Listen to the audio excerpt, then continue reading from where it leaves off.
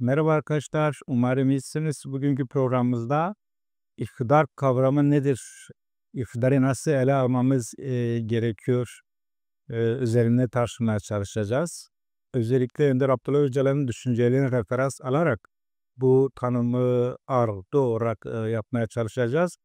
Aynı zamanda iktidar kavramı üzerine yoğunca çalışması olan, tez üreten bir diğer düşünür Michael Foucault ile Önder Abdullah Öcalan'ın düşünceleri nasıl kesiştiğini, birbirini nasıl tamamladığını ve iki ayrı bakışta bir gerçekliği sizlerle paylaşmaya çalışacağım. Burada Önder Abdullah Öcalan'ın devlet ve sömürü odaklı eleştirisiyle Michael Foucault'un görünmez ağlarına dair analizlerini birleştirerek özgürlükçü bir perspektif inşa ettiğini de görebiliyoruz. İktidar nedir diye sorduğumuzda iki bakış bir gerçeklik olarak aslında ele alabiliriz ya da bunu bu şekil görebiliriz. Önder Abdullah Öcalan'a göre iktidar toplumun genetik kodlarını işlemiş bir virüstür. Yani ona göre iktidar ekonomik sömürü ve sınıfsal tahakkümle beslediğini söylüyor. Aynı zamanda devlet ise bu virüsün en somut biçimidir. Kendisini yani devlet kendisini yasalarla, ordularla, ideolojilerle meşrulaştırmaya çalıştığını bize aktarıyor. Örneğin Michael Foucault ise farklı bir pencerede bakarak şu ifadeleri kullanıyor. İktidar bir elde tutulan sopa değil, her yere yayılan bir ağ olarak görüyor. Örneğin okullarda, hastanelerde, aile içinde, cinsel ilişkide iktidar mikro düzeyde işler diyor. Bizi disiplin toplumunun normlarına uydurur cümlesine ya tanımına yer verdiğini biz görebiliyoruz. Önder Abdullah Öcalan ile Michael Foucault'un görüşleri nasıl kesiştiğine bir bakalım.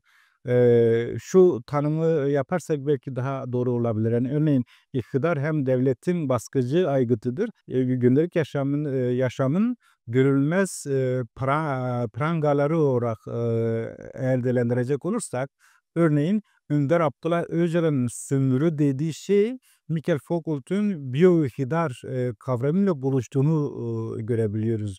Burada da hani bedenlerimizi, kimliklerimizi hatta arzularımızı kontrol eden bir sistemden bahsettiğini ve burada da aslında Önder Abdullah Öcalan'ın yani sosyolojik olarak iktidarın 5000 yıllık bu egemen uygarlıkla nasıl kurumsallaştığını ve Michael Foucault'un mikro olarak iktidarın nasıl her yere yayıldığını bize aktarıldığını görebiliyoruz. Yine bana göre şu belleme de çok çarpıcıdır.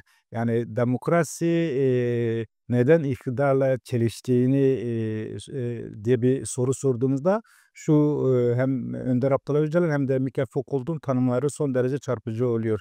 Örneğin Önder Abdullah Öcalan'a göre devlet iktidarı demokrasi çarpıttığını bize söylüyor. Aynı zamanda Sovyetlerden de örnek veriyor. Yani Sovyet deneyimi bunun bir kanıtıdır, hatırlatmasını yapıyor. Halk adına kurulan sistem bürokratik bir diktatörlüğe dönüştüğünü bize söylüyor. Aynı zamanda Michael Foucault ise şunu ekliyor.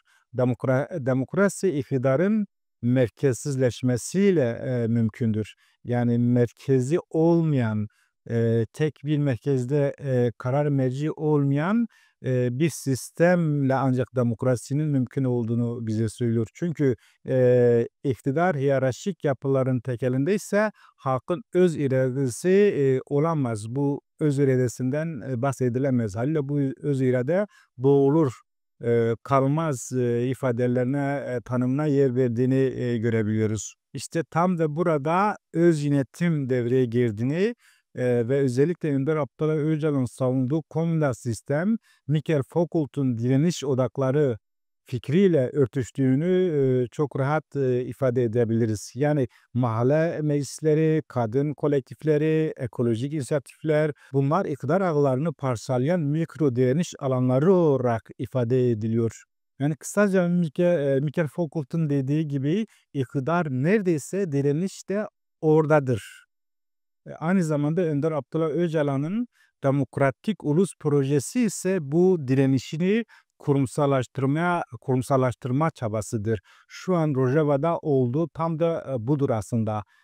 Var olan sistemin dışında yani iktidarla örülmüş, kurumsallaşmış sistemin dışında komünlerden başlayarak bütün halkın mikrodan makroya kadar örgütleme biçimini ifade ediyor. İşte tam da Önder Abdullah Öcalan'ın kurmak yani kurumsallaştırmak istediği sistem bu oluyor. Yani devletin homojenleştirici baskısına karşı çok kimlikli ve özel bir toplumu yaratmakla bunu kurumsallaştırarak bu var olan sistemde kurtulabilir ve demokrasi bir şekil gelişebilir ifadelerine yer verdiğini görebiliyoruz. Bütün bunlarda da anlıyoruz ki aslında çözüm iktidarı dağıtmak, özgürlüğü örmekten geçtiğini ifade edebilirim. Yine Michael Foucault'un heterotopya kavramı bize yol gösterdiğini görebiliyoruz. Yani paralel özgürleştirici mekanlar yaratmak ifadesini, tezini bize sunuyor. Mesela bu da bana çok çarpıcı geliyor.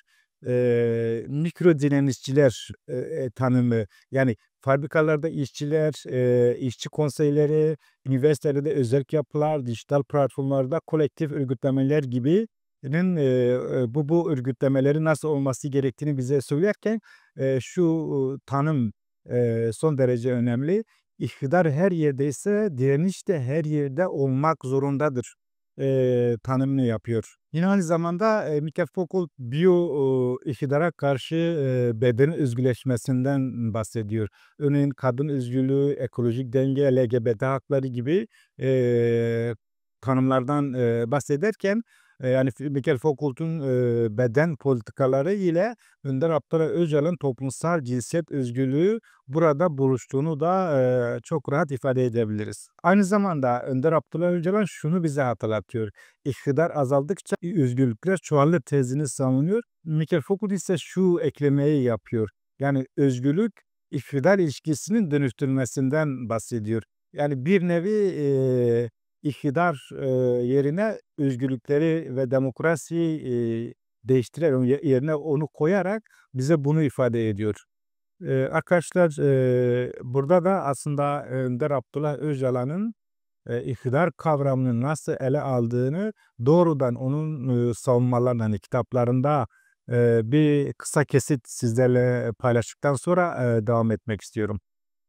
Toplumsal gerçekliği çözmede, iktidar en çok zorluk çıkaran, çelişkili ve yanlışa yol açan kavramların başında gelmekte, içerik ve biçimi açısından tanımlanmasına karşı adeta direnmektedir. Doğasındaki hakimiyet tanımına da yansımakta, gerçekçi bir tanıma karşı direnmekte, kendini ele vermemektedir. Sanki nötr ama vazgeçilemezmiş ve tanrısal bir olguymuş gibi kendini genelleştirip mutlaklaştırmaktadır. Toplumsal iktidarı yoğunlaşmış ekonomik sömürü ve güç olanağı, potansiyeli olarak tanımlamak en doğrusudur.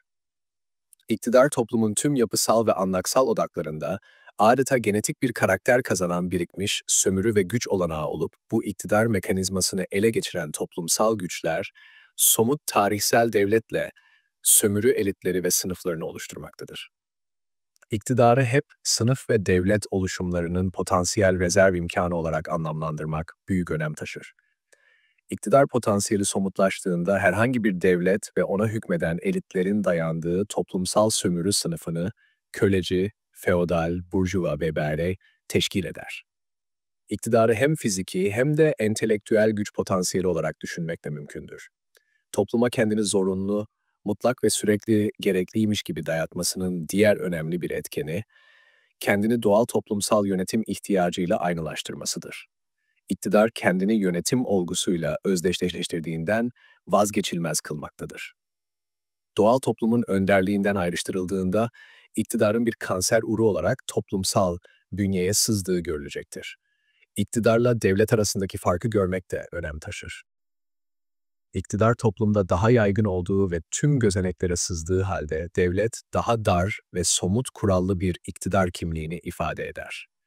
Devlet, daha denetim altına alınmış, kurala bağlanmış, gittikçe hukukileşen ve kendini meşrulaştırmaya özen gösteren bir iktidar biçimidir. İktidarı genel bir hükümranlık durumu olarak değerlendirirken, iktidarsızlığı da genel bir kölelik durumu olarak yargılamak mümkündür. Farklı iktidar ve kölelik biçimleri devletin genel özellikleriyle bağlantılı olup ondan feyiz alırlar. Bunları özgürlüğün karşıtı olarak yargılamak da mümkündür. Toplumda ne kadar iktidar potansiyeli varsa o kadar özgürlük yoksunluğu yaşanır. İktidar nedenle azaltılırsa özgürlük durumu o denli gelişim sağlar. Toplumda iktidara duyulan özleme çok dikkat etmek gerekir. Bu özlem nedenli yaygınsa o denli toplumsal despotçuklar türer. Bu da demokrasinin tümüyle tükenişine götürür. Bir iktidar hastalığı olan despotluğun Hitler tipi örneklerde görüldüğü gibi kontrol dışı kaldığında azman kesilmesi işten bile değildir. Tarihte keyfi yönetim biçiminde ortaya çıkıp toplumsal faşizm urları olarak yaşayan despotizm, kapitalist iktidar süreçlerinde hızla büyüyüp tüm toplumsal gözeneklere yayılmakta ve toplumun totaliter güç yönetimi olarak somutlaşmaktadır. Ulus devlet tarzındaki iktidar biçimlenmesi kapitalist faşist rejimle bağlantılı olup onun öncül halini ifade eder.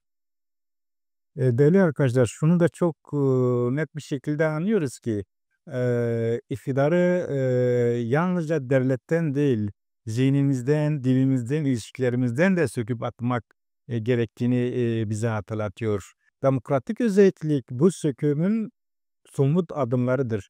Aslında demokratik özellik, özellikle hem Kürdistan'da yapılan mücadelenin ve özellikle Rojava'da şu an örülmeye çalışılan demokratik özellik bu sökümün somut adımlarıdır, kurumsallaşan adımlarıdır de diyebiliriz. O nedenle Önder Abdullah Öcalan'ın devlet ve sömürü eleştirisi ile Michael Foucault'un mikro iktidar ve direniş teorisini paylaşmaya çalıştım. Kuşkusuz bunları bir programda izah etmek son derece zordur. Çünkü Önder Abdullah Öcalan iktidar kavramını çok derin ele alıyor. Tarihsel ve sosyolojik olarak ve gündelik yaşamımızda nasıl ele aldığını bütün kitaplarında bulabiliyoruz ve derinlikli araştırmak gerekir. Ama kısaca Önder Öcalan'ın düşünceli iktidar kavramını ele alış tarzı bunun üzerine kurduğunu, aynı zamanda Michael Foucault'un nasıl ele aldığını da öğrenmiş olduk.